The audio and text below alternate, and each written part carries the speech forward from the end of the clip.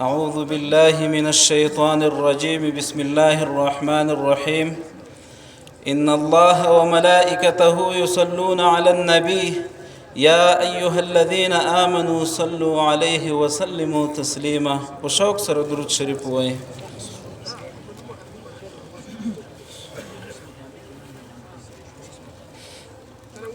محترم علماء کرام، مجاهدین او عام ولس ټول راغلو، انتهایی محترمو، السلام علیکم ورحمة الله وبرکاته. الحمد لله ثم الحمد لله. نن داسې ورځ ده چې د اسلامی امارت مجاهدین او د ولس مخلصین ټول سره په یو ټغر په دغه شهید پروره خاوره د قلعو په منطقه کې د بازخیلو په منطقه کې کوم چې زمونږ سنگرونه و په داسې یو وضعیت کې په داسې یو حالت را جمع دي چې الحمدلله د قرآن عظیم شان یو جلسه ده. داسې یو وخت و چې په دې ځای کې به دومره خلک راټولېدل، د شهید په جنازه به راټولېدل، په دې ځای کې که دومره خلک راټولېدل د بندي د کورنۍ سره یا د شهید د کورنۍ سره د غمرازۍ په حیث به راټولېدل. خو نن الحمدلله نن د قرآن عظیم شان په یوه بهترینه یوه معطره جلسه کې سره راټول دي. محترمو ښه مې په یاد دي د ډېر لرې ځای نه د قرآن عظیم شان همدغې جلسې ته چې 2 کاله مخکې راغلم، داسې وخت و چې په دغه ځای کې جلسې ته د دې دپاره حاضر نه شوم چې دلته د امریکایانو د بمبار خطره وه.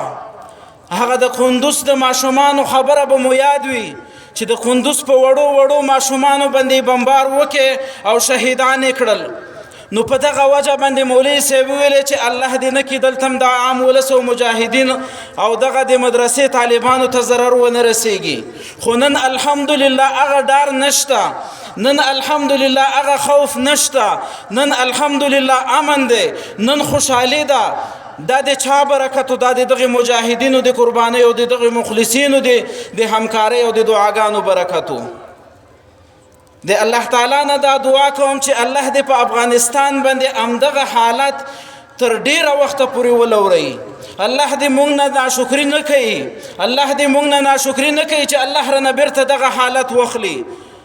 معززو محترمینو، د افغانستان چې نن کوم حالت دی یو اسلامي هیواد کې نشته، صرف په نوم اسلامي هیوادونه دي، خو داسې اسلام نشته دی چې د جهاد په ذریعه، د تورې په ذریعه، د شهیدانو د سینو باندې د بمونو تړلو په ذریعه، د شهیدانو د وینو په ذریعه باندې یو اسلامي نظام راغلی.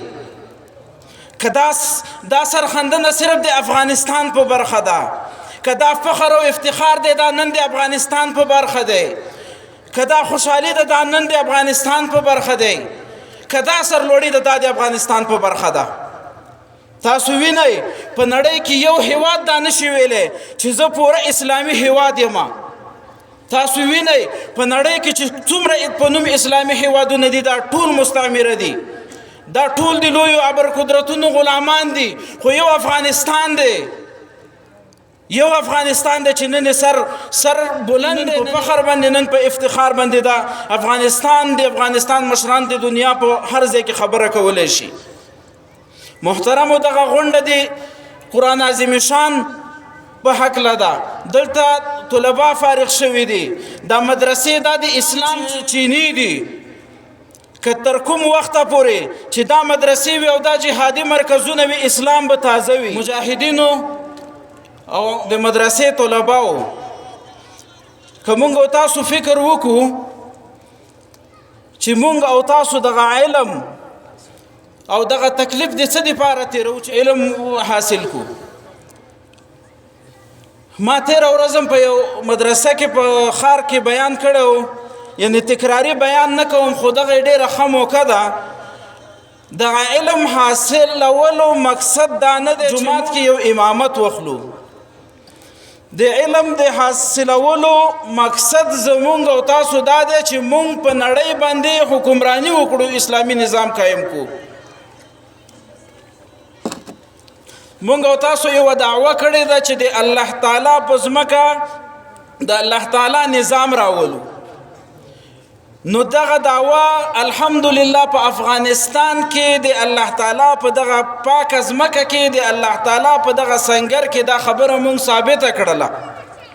دا د ډیرو پاکو او د سپېڅلو مشرانو په برکت، د شهداو په برکت، د فدایانو په برکت او د دغه مخلصینو عوامو په برکت الحمدلله دا خبره مونږ او تاسو ثابته کړه.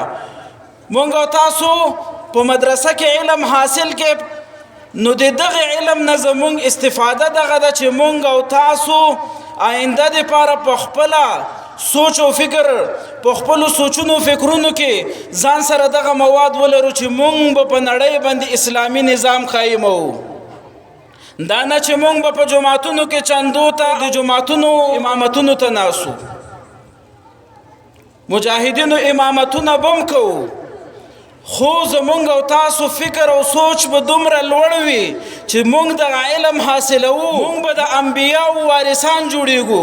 نن چې کومو طلباو علم حاصل کې، نن چې دغه کوم لوی بار دوی په ځان باندې بار کې، د دې مقصد به دا نه وي دې ته به مونږ په ټیټه سترګه نه ګورو. دا خو یو وخت و چې غربي رسنیو مونږ او تاسو ذهنونه داسې کړي وو چې ولاد مدرسې طالبي او قسم نمونه او بیا به خلکو ته محتاج وي. نه، الحمدلله دا افغانستان دا زمونږ او تاسو امیر المؤمنین صاحب، دا زمونږ او تاسو مشرانو ثابته کړله. عالم باید د قوم امام وي، عالم باید د ملک امام وي، لکه څنګه چې نن د مونږ او تاسو امام امیر المؤمنین حفظه الله دی. نو محترمو زمونږ او تاسو د علم حصول هم په همدغې نیت باندې باید وي. تر کومه چې زمونږ او تاسو وسه کېږي تر هغې به وو، خو مونږ او تاسو به نیت او فکر لوړ ساتو.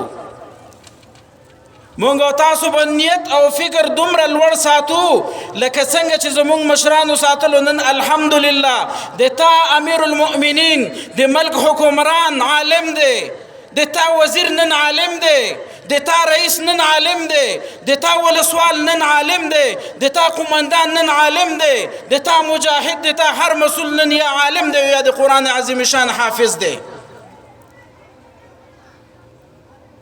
که د دنیا مونږ منلې وې، که د دنیا خبرې مونږ اورېدلې وې، نو هیڅکله به مونږ په مدارسو کې نه وې راجمع شوي. که د هغوی په خبرو مونږ عمل کړی وې چې ولا علم دې وکړې ټول عمر به خلکو ته محتاج وي، د خلکو جیبونو ته به محتاج وي. نه، الحمدلله عالم باید داسې وي چې هغه ته خلک محتاج وي. هغه د انبیاو وارث دی، هغه لوی څه حاصل کړي دي څه چې نبی علیه السلام د دنیا ته راوړي دي. عالم هغه څوک دی، عالم ته باید خلک محتاج وي. د امام معنا دا ده چې دی د قوم سربرا وي. د امام معنا دا نه ده چې دی د یو شتمن جب ته ګوري. د امام معنا دا ده چې دا د قوم سربرا دی، دا به د قوم فیصلې کوي، دا به په قوم باندې لاس نسی، دا به د قوم په سر باندې لاس راکش کوي. د امام معنا دا ده. نو نن الحمدلله کومو طلباو چې علم حاصل کړی دی، زه د ټولو ته مبارکي وایم او د دغه مدرسې محتمم صاحب ته مبارکي وایم. الله تعالی دې همیشه دپاره مونږ په دغسې مدارسو کې د علم حاصلولو او نورو ته د علم رسولو توفیق راکړي. لکه څنګه چې رسول الله صلی الله علیه وسلم فرمایي خیرکم من تعلم القرآن وعلمه. په تاسو کې بهترین خلک همغه دي چې قرآن عظیم شان یاد کړي او نورو ته یې ورزده کړي. تاسو ته ملائکه وزر غوړی طلباو، تاسو چې کله د کور نه د علم د حاصلولو دپاره وځئ، تاسو ته فرشتې په لارو کې وزر خپروي. تاسو مقام دی الله تعالی سره ډېر اوچت دی. ګورئ خپل مقام ته سپک ونه ګورئ. تاسو مقام دومره اوچت دی، دومره اوچت دی لکه په یو کلي کې چې یو برق لګېدلی یو نوره ټوله توره شپه. کوم ځای کې چې عالم او طالب علم وي د ده معنا د دغه برق په شانتې ده. تاسو بخپل مقام ته دومره په اوچته سترګه ګورئ چې د حد نه زیات. او لله الحمد اوس داسې یو نظام راغلی دی چې هغه د همدغې علماو نظام دی. ورونو که سوچ وکړو څومره چې زمونږ مشران دي دا د همدغې مدارسو نه فارغ شوي دي. نړۍ ته په سیاست کې ماتې ورکړه، نړۍ ته په میدان کې ماتې ورکړه، نړۍ ته په میډیا کې ماتې ورکړه، نړۍ ته په هر قدم باندې ماتې ورکړه. نن الحمدلله د تورې پګړۍ سره زمونږ او تاسو مشران د دنیا په هغه سټیج باندې ودرېږي چې په هغې باندې یو عالم ته د ودرېدو اجازه نه وه، عام عالم ته. دا د دغه شهیدانو برکتو، دا د وینو برکتو، دا د استقامت برکتو. که چیرته دا کفار راغلی وی او زمونږ او تاسو مشران ناست شوي وی، جهاد یې پرېښی وی، نن به دغه اعزاز افغانستان ته نه حاصلېدلو.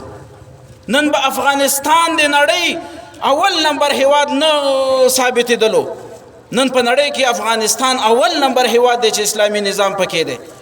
حقیقت خبره ده چې افغانستان د الله تعالی سنگر دی.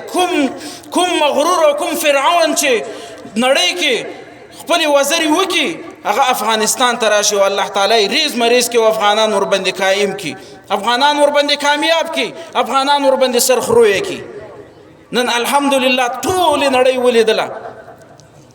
خلکو به دا سوچ نه کولو چې افغانستان به فتح شي او دلته به بیا هغه سپینو تورو پګړیو والا، هغه د شملو والا دا به بیا راشي او دوی به بیا د افغانستان واک په خپل لاسو کې ونیسي. خو نن دا د هر سړي په خپلو سترګو ولیدله. نن هر سړي دا ټولې نړۍ خلکو په سترګو ولیدله چې افغانستان نن د همغه خلکو د لاس لاندې دی د چا چې په دنیا کې د اوسېدلو حق چا نه ورکولو. اوله کې چې امریکایان افغانستان ته راغلل د دوی شعار دا و چې طالب به یا بندي کېږي او یا به وژل کېږي، تسلیمي نشته دی. نن الحمدلله طالب حکمران دی. نن الحمدلله طالب په همغې مابسونو کې د همغې جاسوسانه شي. خدا د طالبانو د دغه اسلامي نظام یو ډېر لوی رحم دی په دې خپل ولس باندې چې عام عفو اعلان کړ، ټول خلک یې وبخل. داسې افتخار هم تر اوسه پورې په دنیا کې چاته نه و حاصل شوی. افغانانو مسلمانانو ورونو یوه خبر اخیری کې درته کومه، کوم فرصت چې الله تعالی تاسو ته درکړی دی، کوم وخت چې الله تعالی په تاسو باندې نن راوستی دی، کوم سترګې چې الله تعالی په نړۍ کې د تاسو جګې کړي دي، د دغې قدرداني وکئ، په دغې د الله تعالی شکر وباسئ، په دغې باندې د الله تعالی ته په زاریو شکرونه وباسئ. دا فرصت به بیا ګوره ونه وینئ که د لاس هم ورکې. په معمولي خبرو په معمولي کیسو باندې د دغې په مخالفت کې مه ودرېږئ، تبلیغات ورپسې مه کوئ. دا به د یو فرد غلطي چې تا ذهن دی هغه په اړه غلط جوړ شوی، دا به د یو کس غلطي، د افرادو خبره نه ده، دا یو نظام دی، یو سیستم دی. د دې په مقابل کې به هیڅکله د سوچ او فکر کې غلطي نه کوئ، بلکې دعا به کوئ چې اله العالمین دغه نظام همیشه دپاره قائم او دائم وساتي.